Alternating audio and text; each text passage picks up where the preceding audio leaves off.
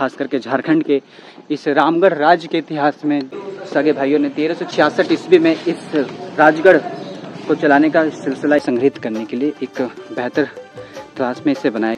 ये देखिए, ये चौखट है और इस चौखट में एकदम बारीकियों से आप देख सकते हैं ऊपर जाने का सीढ़ी है। रामगढ़ राज्य का दीवारों की नक्काशी देखिए गैस, यहाँ पे राजा राम नारायण सिंह जी की पिक्चर आप देख पा रहे हैं।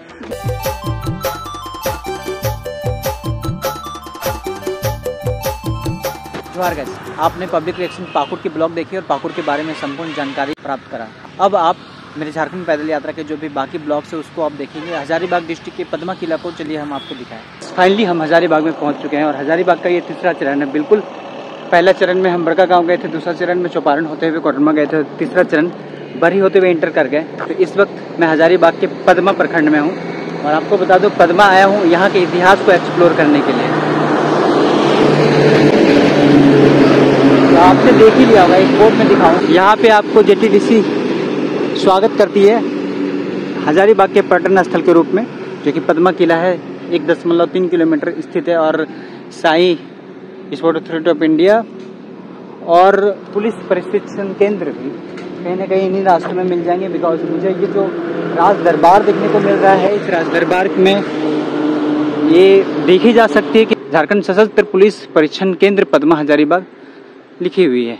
तो ये बड़े मोटे दरवाजे से मंदिर होते हुए, इसके पूर्व में बता दूं दरवाजे में महाराजा राम नारायण सिंह जिक्र किया गया है, रखा गया है, लिखा गया है। इसका मतलब राजा राम नारायण सिंह के द्वारा इस दरबार को बनाया गया होगा। और कई सारे ऐसे दस्तावेज इस महल के बारे में यहाँ पे अंकित की गई है, इसको पढ़ा जा सकता है। मैं आपको बता दूं कुछ हिस्से आप देख सकते हैं यहाँ पे घरनुमा है। मुझे लगता है कि सैनिक कभी यहाँ पे रहा करते होंगे और इन इलाकों में भी रहा करते होंगे। और ये बुलंद दरवाजा बनाया गया था। कहा जाता है, इस महल को घुसने से पहले मैं बता दूं कि कहा जाता है कि कभी हाथियां इस जगह पे आने वाले जो भी आगंतुक होते थे उनका स्वागत किया करती थी। चलिए फाइनली हम इस गेट में प्रवेश करने जा रहे हैं। राजा महाराजा कामुख्य नारायण सिंह के द्वारा ये गेट बनाया गया था। ये गेट बनाई गई थी 1939 ईस्वी में महाराजा राम नारायण सिंह बहादुर के याद में, जो कि उनके पितामह थे महाराजा कामाख्या नारायण सिंह जी के। चलिए तो हाँ हो गया भाई। तो चलिए इस जगह पे प्रवेश करते हैं और क्या कुछ साक्ष्य मिलती है हमारे रामगढ़ राज्य के बारे में सभी देखेंगे। सुनता हूँ एक हवा महल है और उसके बाद एक किला है। ऐसे बहुत सारे छुटपुट जो है यहाँ पे बहुत सारी ऐसी जानकारियाँ प्राप्त हो जाएंगी और देख भी लेंगे, जो कि हमारे हजारीबाग इतिहास के बड़ा ठोस सबूत है कि हजारीबाग कैसे हुआ ये हजारीबाग।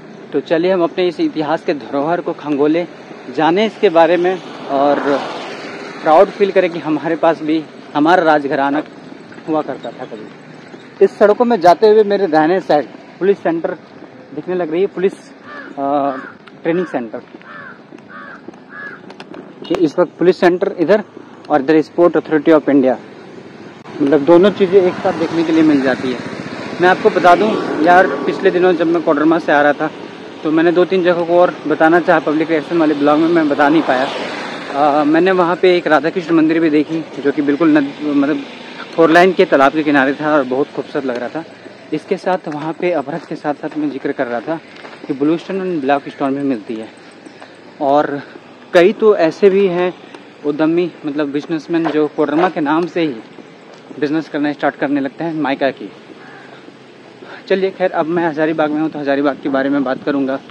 और पुलिस लाइन को इस वक्त क्रॉस करते हुए मुझे 1 किलोमीटर की और जर्नी करनी पड़ेगी हवा महल को देखने के लिए। मैं हवा महल पहुँचने के बाद सारे इतिहास के बारे में वहाँ पे बताऊँ, फिर वो किला देखेंगे। पॉसिबल होगा तो हम यहाँ से एक नियर बाय में वाटरफॉल भी है जो कि पद्मा प्रखंड में ही है, तो उसको भी दिखाऊँगा।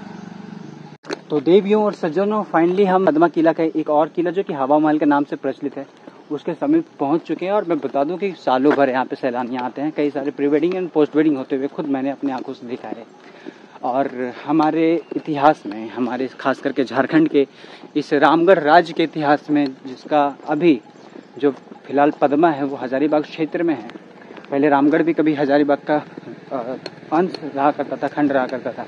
तो बिल्कुल हम हवा महल में प्रवेश करने वाले हैं। कुछ सिनेमैटिक शॉट्स दिखाएंगे हम पहले आपको और उसके बाद घूमते घूमते हम इसके इतिहास के बारे में आपको बताएंगे।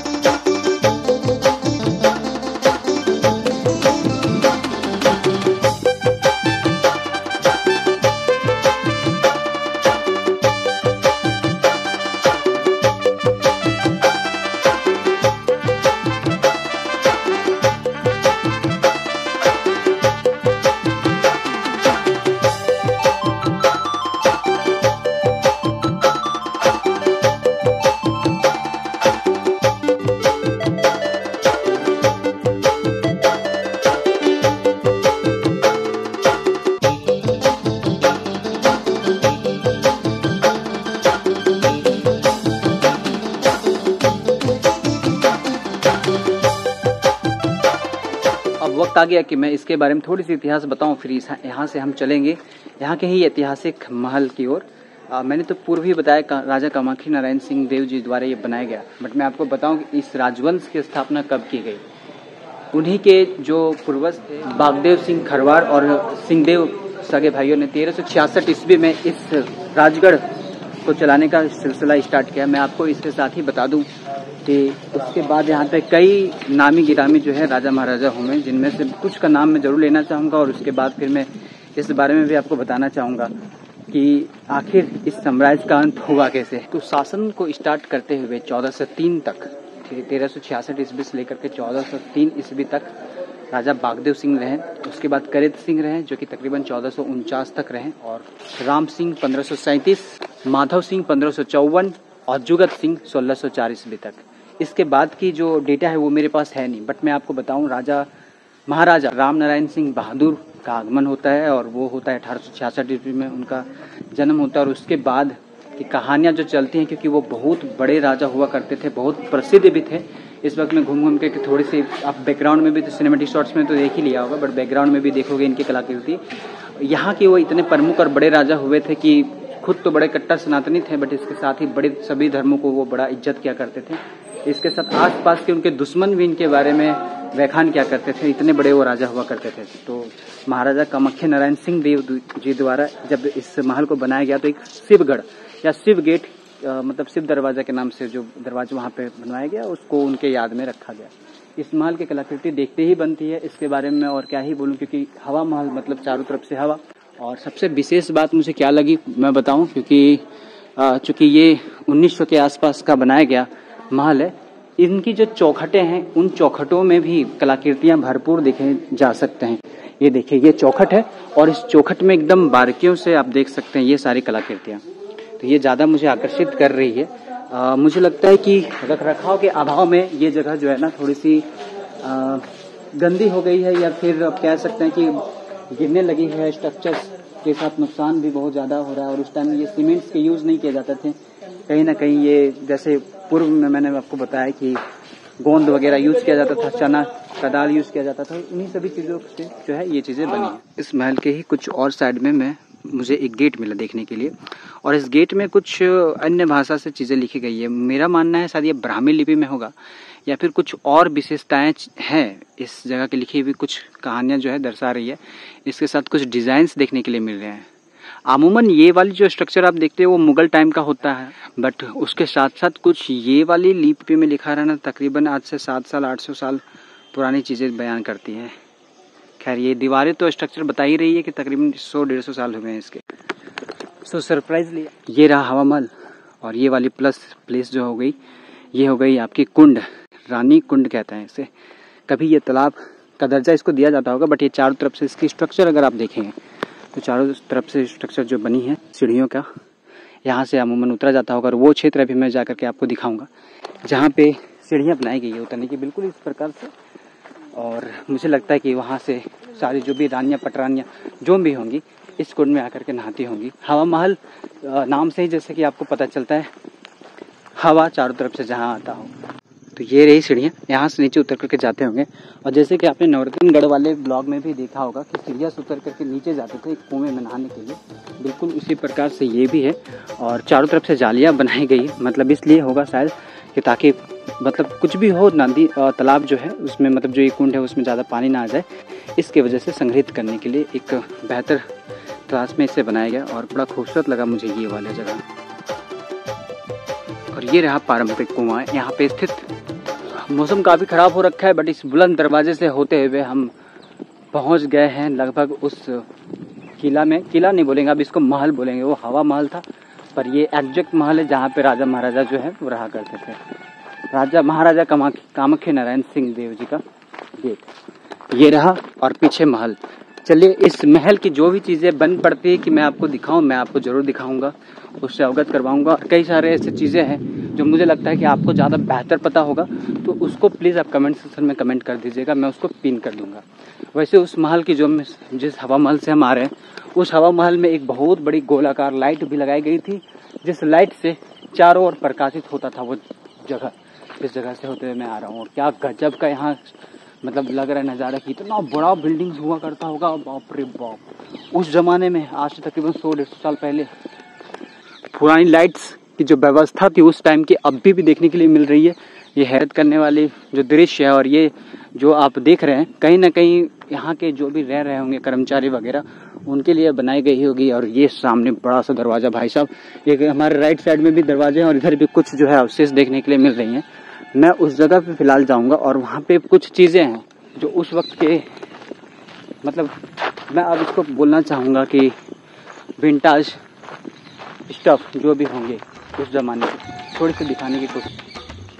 तो मैं इस महल में घूमते हुए उन सारी चीज़ों को जो उस वक्त से बनाई गई, उस वक्त से रखी गई है, उन चीज़ों को दिखाने की कोशिश कर रहा हूँ। मुझे लगता है ऐसा कि हमें जो है अपनी चीज़ों को प्रिजर्व किया जाना चाहिए, गवर्नमेंट को भी ध्यान देना चाहिए, क्योंकि बहुत सारे ऐसी चीज़ें हैं जो क्षतिग्रस्त देखने के लिए मुझे मिल रहे हैं। और ये मिरर जो है उसी वक्त का है, साक्षात बड़े अच्छा तस्वीर दिख रही है, मैं तो अपने आप को देख पा रहा हूँ और अभी भी क्लियर दिख रही है। ये इसमें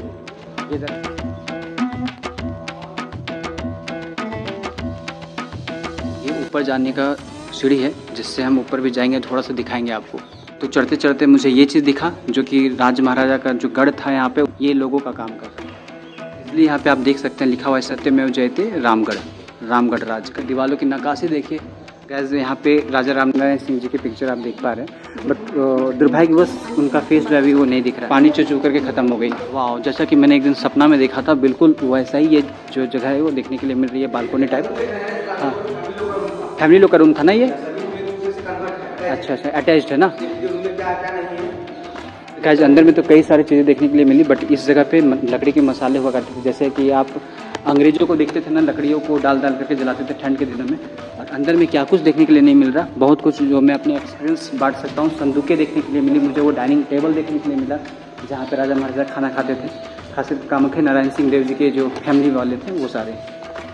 मुझे इस वक्त देखने में मदद कर रहे हैं, भाई नाम क्या है आपका? पीयूष पांडे।